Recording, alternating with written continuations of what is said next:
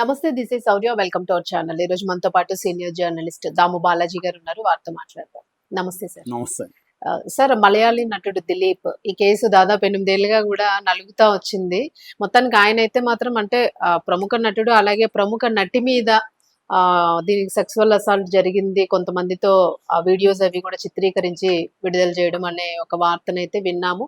దానికి సంబంధించి కేరళ ఎర్నాకుళం కోర్టు ఇప్పుడు తీర్పుని చాలా సింపుల్ గా ఇచ్చేసింది అన్నట్టు వాదనలు వినిపిస్తున్నాయి. బట్ ఓ పక్క ఆయనకు పరువు పోయింది అనే ఒక వాదన వినిపిస్తుంది. అసలు ఓవరాల్ గా ఈ కేసు ఏం జరిగింది, 8 ఏళ్ల వాదనలు ఎట్లా ఉన్నాయి, ఆ బెంచ్ దాని గురించి కాస్త. ఇది ఒక యాక్చువల్ గా సినిమా తీయాల్సిన కేసు అండి. అంటే ఒక ప్రముఖ హీరో ఒక ప్రముఖ హీరోయిన్ ని రేప్ చేయించాడు అని అభియోగం. సో 8 ఏళ్ళు గడిచిన తర్వాత ఆ హీరోకి సంబంధం లేదు, అతను ఇన్నోసెంట్ అని కోర్టు అతన్ని విడిచిపెట్టింది. సో 8 ఏళ్ళుగా అనేక డ్రామాలు నడిచాయి. ఈ కేసు చుట్టూ నేషనల్ వైడ్ గా డిబేట్ జరిగింది. కేరళ సినిమా ఇండస్ట్రీ కూడా గగ్గోలు అయింది. సో రెండుగా అంటే విమెన్ యాక్టర్స్ గా హీరోలుగా మధ్య కూడా గొడవలు వచ్చాయి, ఆరోపణలు వచ్చాయి. మోహన్ లాల్ మమ్ముట్టిల మీద కూడా ఆరోపణలు వచ్చాయి, సపోర్ట్ చేస్తున్నారని. సో ఏంటి ఈ కేసు, ఇది ఇప్పటివరకు ఏం జరిగింది, అట్లాగే ఈ కేసులో ఇప్పుడు ప్రముఖంగా ఒక పేరు కూడా వినిపిస్తుంది, అది రామన్ పిల్లై. ప్రముఖ క్రిమినల్ అడ్వకేటు, 70 ఏళ్ళు ఆయనకి. ఆయన దిలీప్ ని ఎలా కాపాడాడు అనే దాని మీద మొత్తం నేషనల్ మీడియా అంతా కూడా ఇచ్చేస్తుంది. న్యూస్ మినిట్ అనే ఒక పత్రిక ఆయన్ని రీసెంట్ గా ఇంటర్వ్యూ చేసింది. ఆ ఇంటర్వ్యూ కూడా నేను చదివాను. సో అసలు ఈ కేసు ఏంటి, దీని పూర్వాపరాలు ఏంటన్నది తెలుసుకుందాం. ఇదేంటంటే సెప్టెంబర్ 17వ తేదీ 2017లో ఒక హీరోయిన్, ఆమె తెలుగులో కూడా చేసింది, కాకపోతే ఆమె పేరు చెప్పొద్దు అంటున్నారు కాబట్టి నేను కూడా చెప్పట్లేదు.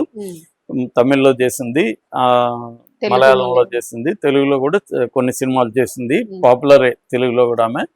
ఆమె త్రిశూర్ నుంచి కొచ్చికి కారులో వెళ్తోంది. తన కారులో వెళ్తున్నప్పుడు కొచ్చి దగ్గరలో కారుని ఆపి కొంతమంది దుండగులు ఆ డ్రైవర్ని దించేసి తోసేసి వీళ్ళు కారులోకి వెళ్ళిపోయి 2 గంటల పాటు ఆమెను రకరకాలుగా తిప్పి ఒక మారుమూల ప్రదేశానికి తీసుకెళ్లి ఆమెను సామూహికంగా రేప్ చేసిన దాన్ని వీడియో కూడా సెల్ ఫోన్ లో షూట్ చేసి అప్పటి నుంచి చేసి వదిలేసి వెళ్ళిపోయారు. సో ఆమె ఇమ్మీడియట్ గా వెళ్ళి పోలీస్ స్టేషన్ లో కేసు పెట్టింది. కేసు పెట్టినప్పుడు ఆమె ప్రధానంగా ఒక పేరు చెప్పింది, అదేంటంటే సునీల్ కుమార్ అలియాస్ పల్సర్ సోని అంటారు అతన్ని పెట్టింది. అతను ఎవరంటే ఈ దిలీప్ కుమార్ కి ఒకప్పుడు, ఈ దిలీప్ అనే హీరోకి ఒకప్పుడు డ్రైవర్ ఈ పల్సర్ సోని. సో ఈ పల్సర్ సోని మీద ప్రధానంగా అతని ఆధ్వర్యంలోనే జరిగిందనేది ఆమె కేసు పెట్టింది. సో ఇమ్మీడియట్ గా పోలీసులు పల్సర్ సోనిని అరెస్ట్ చేశారు. సో ఈ కేసులో మొత్తం 10 మంది మీద ఛార్జ్ షీట్ ఓపెన్ అయింది, ఎఫ్ఐఆర్ అండ్ ఛార్జ్ షీట్. అందులో A8 గా దిలీప్ కుమార్ ని కూడా చేశారు. అంటే ఆమె ఆరోపించింది ఏంటంటే 2013లో ఈ దిలీప్ కుమార్ అసలు పేరు గోపాలకృష్ణన్ పద్మనాభన్, పూర్తి పేరు. అతను సినిమా స్క్రీన్ నేమ్ దిలీప్ అన్నమాట. సో ఈ దిలీప్ మంజు వారియర్ ని పెళ్లి చేసుకుని ఉన్నాడు. సో ఈ రేపుకు గురైన హీరోయిన్ మంజు వారియర్ దగ్గరికి వెళ్ళి మీ వాడు కావ్య మాధవంతో అఫేర్ నడుపుతున్నాడు అని చెప్పింది. గతంలో అంటే 2013లో, ఇది జరిగింది 2017లో. సో కావ్య మాధవంతో అఫేర్ నడుపుతున్నాడని ఆమెకు చెప్పింది. దాంతో ఆమె ఇది ఫైండ్ అవుట్ చేసి సాక్ష్యాధారాలన్నీ తెలుసుకొని విడాకులు ఇచ్చేసింది దిలీప్. ఎవరు? మంజు వారియర్. ఆమె కూడా హీరోయిన్ మంజు వారియర్.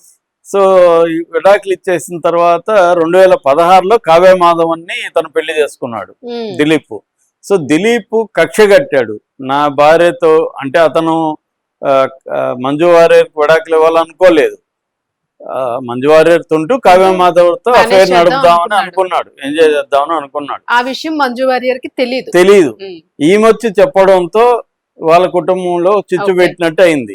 దాంతో దిలీప్ కక్ష పెట్టుకున్నాడు ఈ మీద, నువ్వు వచ్చి నా జీవితాన్ని పాడు చేసావు, నీ జీవితాన్ని నేను పాడు చేస్తానని కక్ష పెట్టుకొని ఇతను తన డ్రైవర్ పల్సర్ సోని గారి ద్వారా ఒక టీంని ప్లాన్ చేయించి ఇతను దీన్ని కొటేషన్ రేప్ అని కూడా అంటున్నారు, కొటేషన్ అటాక్ అని కూడా అంటున్నారు. కొటేషన్ అటాక్ అంటే కాంట్రాక్ట్ అటాక్. ఇతను కాంట్రాక్ట్ ఇచ్చాడు ఈ ఉమ్.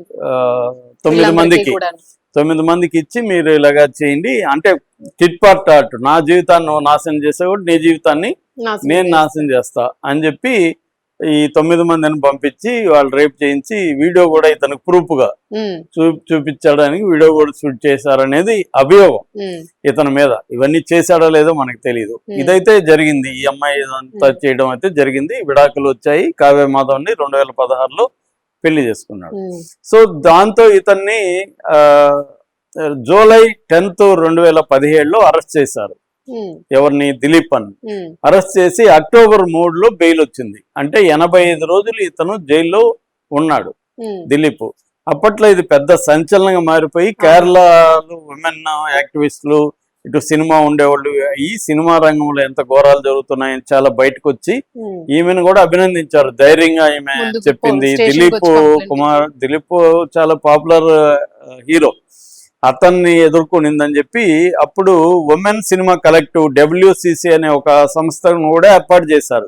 అదే సినిమా రంగంలో స్త్రీల మీద అత్యాచారాలు కావచ్చు, లేకపోతే ఎక్స్‌ప్లాయిటేషన్ కావచ్చు జరుగుతుందని చెప్పి ప్రముఖులందరూ కలిసి ఉమెన్ సినిమా కలెక్టివ్ అనే ఒక సంస్థను కూడా ఏర్పాటు చేశారు. దాని తర్వాత ఇతన్ని ఇక్కడ మనకి ఎట్లాగైతే మా అసోసియేషన్ ఉందో రీసెంట్ గా అక్కడ అమ్మ కూడా ఉంది. అక్కడ కూడా దాని పేరు అమ్మ అన్నమాట. అసోసియేషన్ ఫర్ మలయాళం మూవీ ఆర్టిస్టులు అంటారు దాన్ని, అమ్మ అని పిలుస్తారు. అమ్మ బిగినింగ్ లో ఇతన్ని ఎక్స్పెల్ చేయలేదు, ఎందుకంటే ఆరోపణలే కానీ ప్రూవ్ కాలేదు కదా అన్నారు. లేదు అని చెప్పి ప్రెజర్ చేశారు. ప్రెజర్ చేస్తే ఇతను ఎక్స్పెల్ చేశారు. చేసి నువ్వు నిరూపించుకొని ఫ్రీ అయితే అప్పుడు మేము తీసుకుంటామని చెప్పారు. అలాగా ఇది పెద్ద ఎత్తున దేశంలోనే పాపులర్ కేసు అయింది. సో దీని మీద బెయిజు పౌలోస్ అని అతను ఇన్వెస్టిగేటివ్ ఆఫీసర్ గా పెట్టారు. ఈ బెయిజు పౌలోస్ మొత్తం దీన్ని తరోగా ఇన్వెస్టిగేట్ చేశాడు. 258 మంది సాక్షులు అండి దీంట్లో. అంటే ఈ గొడవనంతా ఎస్టాబ్లిష్ చేయాలి, ఈ అమ్మాయి వచ్చి వీళ్ళ కాపురాన్ని కూర్చుంది, ఇవన్నీ కూడా ఎస్టాబ్లిష్ చేయాలి. సో ఇవన్నీ చేసి 258 మంది సాక్షులను పెట్టి నడిపారు. నడిపి దీన్ని యాక్చువల్ గా సిబిఐకి ఇవ్వాలని హైకోర్టులో పిటిషన్ వేశారు, కేరళ హైకోర్టులో. కానీ హైకోర్టు రిజెక్ట్ చేసింది. సిబిఐ అవసరం లేదు, కేరళ పోలీసుల మీద వ్యవస్థకు నమ్మకం ఉందని చెప్పి చెప్పారు. మళ్ళీ సుప్రీంకోర్టుకి వెళ్ళారు త్వరగా ఇది చేయాలని. సుప్రీంకోర్టు దీన్ని 6 నెలల్లో తేల్చండి అని చెప్పింది. కానీ 6 నెలల్లో అవ్వలేదు. ఇది 2020లో ట్రయల్ ఓపెన్ అయింది. క్రైమ్ జరిగింది ఎప్పుడు? 2017లో. మూడు సంవత్సరాల తర్వాత ట్రయల్ అయింది. ట్రయల్ అయ్యి తీర్పు రావడానికి 5 ఏళ్ళు పట్టింది మళ్ళీ. అంటే ట్రయల్ స్టార్ట్ అయినాకే చూడండి, అంటే మన దేశంలో న్యాయం జరగడానికి అంటే justice delayed is justice denied అనే ఒక సామెత ఉంది.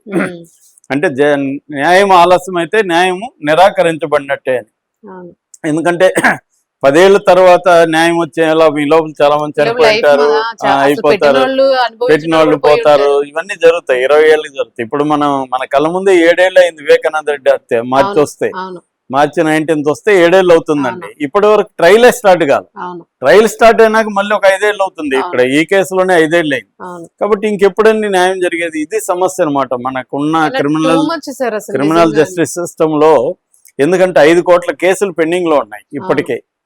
ఒక సుప్రీంకోర్టులోనే 60,000 కేసులు పెండింగ్ లో ఉన్నాయి. ఇది ఈ దేశం పరిస్థితి. సో అలాగా మొత్తానికి ఏమైంది, ఇంత చేసి ఫైనల్ గా ఇతను ఇన్నోసెంట్ గా డిక్లేర్ అయిపోయింది. Ernakulam principal sessions court Honey M Varghese judge, ఆయన ఇతని మీద ఏవి ప్రూవ్ కాలేదు.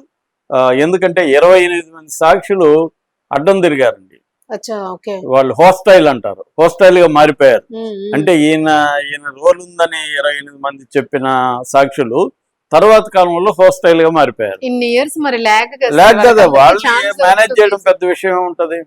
సో అలాగా ఇది మేనేజ్ చేశారు అనేది వాదన. దీంట్లో ఇప్పుడు ఈ రామన్ పిల్లై క్రిమినల్ అడ్వకేట్, 70 ఏళ్ల క్రిమినల్ అడ్వకేట్ ఏంటంటే, ఆయనకి ఇప్పటి వరకు ఆయన ఏ కేసు టేకప్ చేసినా ఓడిపోవడం అనేది ఆయన జీవితంలో లేదు.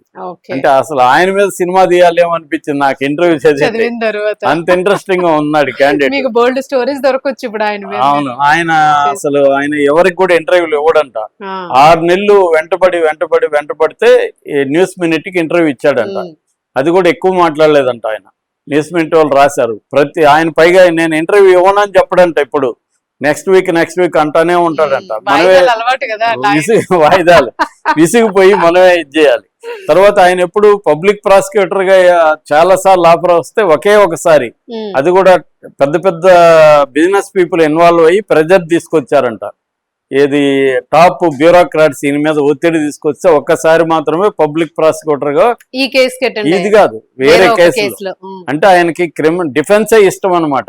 క్రిమినల్స్ తరపున ఆర్గ్యూ చేయడమే ఇష్టం ఆయనకి, గవర్నమెంట్ తరపున ఆయన ఆర్గ్యూ చేయడం ఇష్టం లేదనమాట. ఒకే ఒకసారి మాత్రం గవర్నమెంట్ తరపున ఆయన పనిచేశాడు. మిగతంతా ఆయన క్రిమినల్ కేసులే. ఇప్పుడు కూడా ఆయన పెద్ద టీం ఉంటారు ఆయనకి. ఆయన ఏంటంటే సైలెంట్ గా ఉంటాడంట, కానీ వైలెంట్ గా మారిపోతాడు. కోర్టులోకి వెళ్ళినాక క్రాస్ ఎగ్జామిన్ మామూలుగా ఉండదంట, అసలు ఎదుటోడిని ఆడుకుంటాడంట. అట్లాగే వాడిని థ్రెట్ చేసినట్టుగా కూడా ఉంటది అని చెప్తారు. అంటే వాడికి ఒక భయం వస్తుంది అనమాట ఇతని బిహేవియర్, ఇతని ఇది చూస్తే. అలాంటి పెర్ఫార్మెన్స్ ఇస్తాడని చెప్తున్నారు. అందుకని ఇతను దిలీప్ కేసు అయిపోయినాక వెళ్ళి అతని కాళ్ళకి నమస్కారం చేసి అతను హగ్ చేసుకుని అతని బొగ్గ మీద ముద్దు పెట్టాడు దిలీప్. ఎందుకంటే నాకు పునర్జన్మ ఇచ్చావు, శిక్ష పడి ఉంటే ఇతనికి రేపు కాబట్టి కనీసం 10 ఏళ్ళు మినిమం 20 ఏళ్ళు పడేది, జీవితం అంతం. మనకి అక్కడ ఎవరు దర్శన్ పరిస్థితి చూస్తున్నాం కదా, హత్య కేసులు తమిళ్లో కన్నడ సూపర్ స్టార్. సో అలాగే ఇతనికి కూడా అయిండేది. కానీ ఇతను రామన్ పిల్లై యొక్క వాగ్దాటి కావచ్చు, అతని నాలెడ్జ్ కావచ్చు, అతని ఎక్స్పీరియన్స్ కావచ్చు, దానివల్ల ఇతను బయటపడ్డాడు అనేది ఇప్పుడు అందరికీ ఇది మ్యానిపులేట్ చేసి బయటపడ్డాడు అనేది వస్తుంది. ఎందుకంటే క్లియర్ గా చూస్తే ఆమెను రేప్ చేయాల్సిన అవసరం ఆ సోనీ అనేవాడికి లేదు. డ్రైవరు వాడు ఎవరు డ్రైవరు, ఏం డ్రైవరు. సో క్లియర్ గా ఉంది. నిజానికి కేసు ఆమె వీళ్ళ కుటుంబాన్ని ఇబ్బంది పెట్టింది కాబట్టి, నా జీవితాన్ని డిస్టర్బ్ చేశా కాబట్టి నీ జీవితాన్ని నేను డిస్టర్బ్ చేస్తానని మోటివ్ అయితే ఈయనకే ఉంది. కానీ 28 మంది సాక్షులు వెనక్కి వెళ్ళిపోవడం, ఈయన ఎస్టాబ్లిష్ చేయడం, సాక్షులు వాళ్ళు గవర్నమెంట్ పబ్లిక్ ప్రాసిక్యూటర్ చేయకపోవడం అనేది జరిగింది. కానీ మిగతా 8 మందికి మాత్రం శిక్ష పడిందండి.